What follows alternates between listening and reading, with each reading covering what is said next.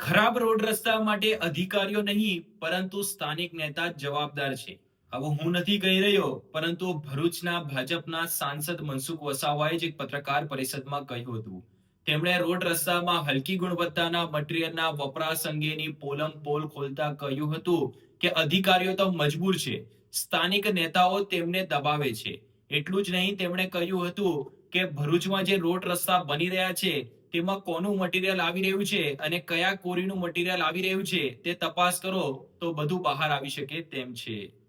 અંકલેશ્વરમાં ટ્રાફિકની સમસ્યા છે કે જે અંત થવાનું નામ જ નથી લઈ રહી. આજે ફરી એકવાર અંકલેશ્વર નેશનલ હાઈવે પર આંબલાકાડી બ્રિજ નજીક વાહનોની લાંબી કતાર લાગી હતી. આવું પ્રથમવાર નથી બન્યું, પરંતુ છેલ્લા 1 વર્ષથી લોકો નેશનલ હાઈવે પર ટ્રાફિક જામનો સામનો કરી રહ્યા છે, પરંતુ અધિકારીઓ અને નેતાઓ તેમની મસ્તીમાં મસ્ત છે.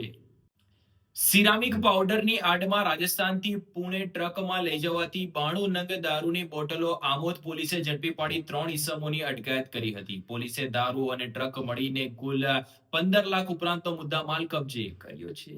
ભરૂચના સુકલતીર્થ ગામમાં ભરાતા ભાતીગળ મેળામાં આ વર્ષે ચકદોડ સહિત મનોરંજન પાર્કને કોઈક કારણોસર મંજૂરી ન મળતા દૂર દૂરથી આવેલા અને હજારો રૂપિયા ખર્ચીને રાઇડ્સ નાખનાર રાઇડ સંચાલકોને આર્થિક ફટકો પડ્યો છે.